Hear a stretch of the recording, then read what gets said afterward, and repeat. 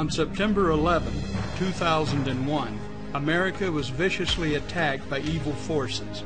2,974 people lost their lives that day. Placing 9/11 on the calendar is another date that will live forever in infamy. Americans were shocked, devastated, and outraged by the deaths of those innocent individuals. Yet on that same day, approximately 2,500 additional Americans died of cardiovascular disease. The next day, another 2,500 people died. And again on Thursday, and Friday, and Saturday, and the entire following week. In fact, a total of 75,000 Americans died during the month of September from cardiovascular disease. More than 25 times as many people died of cardiovascular disease that September than were killed by terrorists. Cardiovascular disease is the #1 cause of death in America. In 2001, over 900,000 people died from this silent killer. That number is more than all the American soldiers killed in battle during all the American wars combined. An aggregate 44 years of fighting over the course of more than 2 centuries has resulted in 653,406 combat deaths. Think of it. More Americans die in 1 year from cardiovascular disease than died in actual combat from all the wars we have ever fought. On March 28, 1969, President Eisenhower died of a heart attack. Less than 4 years later, President Lyndon B. Johnson died from a third heart attack at the age of 64. He was only 47 years old when he suffered his first heart attack.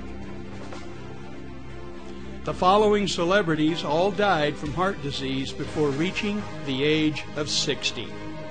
John Candy was only 43 when he died. However, John's father was even younger, dying at the age of 35 from a heart attack. At the age of 38, Peter Sellers suffered a series of heart attacks which permanently damaged his heart. A final heart attack killed Inspector Clouseau at the age of 54.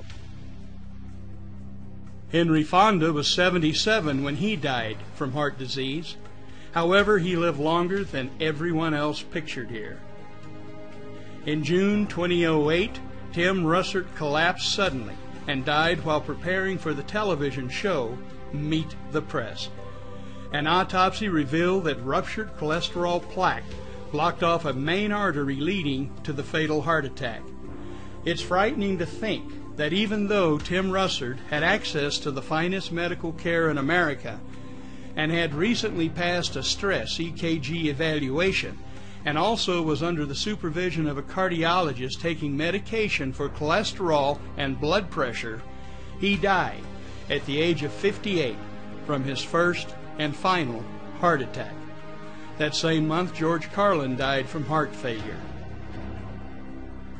We just showed photos of 28 famous people who died of heart disease, 27 men and 1 woman.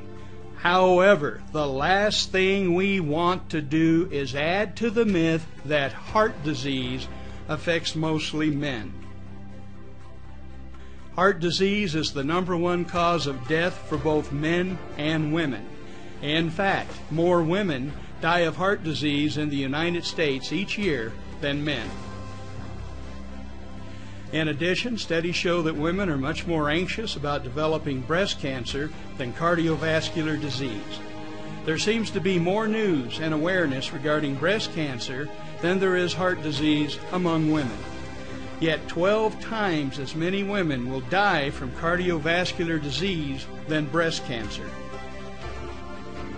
It is hard to find someone who does not have a connection to cardiovascular disease. Who do you know that could be next? Which of your loved ones or friends needs an answer to this silent killer before it is too late? Part 2 presents an answer so powerful as to be a direct threat to the status quo of the multi-billion-dollar pharmaceutical industry.